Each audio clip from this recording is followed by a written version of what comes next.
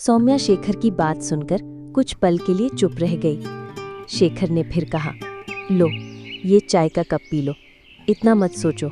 मुझे पता है तुम कल बहुत थक गई थी, इसलिए मैंने और सोनाली ने सारा काम निपटा दिया है। अब तुम्हारा काम बस ये है, गरम गरम चाय का मज़ा लो, फिर फ्रेश होकर भगवान की पूजा कर लो। मैं तब तक सोनाली को स्कूल छोड़ाऊंगा और बाजार से ज़रूरी सामान लेकर लौट आऊंगा, फिर हम साथ में नाश्ता करेंगे। सौम्या कुछ कह पाती उससे पहले ही पिता पुत्री घर से निकल चुके थे। वो जितना भी कोशिश करती, विचार उसे अपने वश में कर लेते। नहीं, मैं कुछ सोच भी नहीं रही, ये सब मुझे बस अपने कब्जे में कर रहे हैं। वो मन ही मन बोली, सच में शेखर जैसा पति किस्मत वालों को ही मिलता है। इतना प्यार और सबसे खास बिना कहे मेरी ज़रूरत समझ जाना। ऐसा जीवन साथी हो तो और क्या चाहिए। घड़ी की ओर देखा सौम्या ने। शेखर के लिए मुझे कल की बात भूलनी होगी, सोचते हुए वो उठ खड़ी हुई।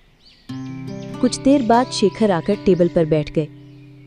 अरे श्रीमती जी, जल्दी आओ, भूख लगी है, अब और इंतज़ार नहीं होगा। हाँ हाँ, आ रही हूँ, सौम्या ने मन को समझाते हुए जवाब दिया। दोनों चौकी पर बैठ गए। मुझे भी बहुत भूख लगी है, चलो पहले खाना खा लेते हैं, फिर बात करेंगे।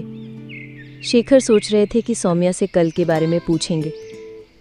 सौम्या ने कहा, क्या हुआ, खाओ ना, अभी तो कह रहे थे भूख लगी है। कल क्या हुआ था तुम्हारे साथ सौम्या? शेखर के सवाल ने जैसे पुराने जख्म ताज़ा कर दिए। वो जानती थी अगर कुछ जवाब ना दिया तो शेखर मानेंगे नहीं, और अगर झूठ बोला तो पकड़ में आ जाएगी। इसलिए खुद को सहज करते हुए बोली, बहुत थक गई थी और इतने दिन बाद एक दोस्त से मिलकर भावुक हो गई थी, मेरा मन अच्छा नहीं था। शेखर ने आगे कुछ नहीं पूछा, बस कहा, ठीक है, खा लो, मैं ऑफिस चल रहा हूँ। शेखर के ऑफिस जाते ही सौम्या का अकेलापन उसके पूरे शरीर और दिमाग को जकड़ने लगा। विचार उसके आसपास मंडराने लगे। इस बार उसने अतीत नहीं बल्कि शेखर को सोचना शुरू कर दिया। शादी के शुरुआती दिन, जब वो किसी से मिलना जुलना भी नहीं चाहती थी और खुद में ही सिमटी रहती थी, लेकिन शेखर ने ही मुझे रिश्तों की अहमियत समझाई। कितनी आसानी से, कितनी सादगी से वो जीवन का महत्व जान गए हैं। उनके आदर्शों से ही मैं प्रेरित हूँ। तो फिर परेशानी कहाँ है? मैं खुद को आज़ाद क्यों नहीं कर पा रहे? क्या आज भी मेरे दिल के किसी कोने में?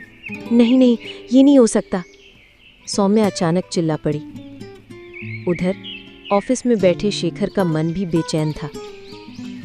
मन क्यों नहीं लग रहा? सौम्या ने मुझसे झूठ क्यों कहा? क्या वो मुझसे कुछ छुपा रही है? कुछ देर चुप बैठकर वो उठ खड़े हुए। नहीं, मुझे ही कुछ करना होगा।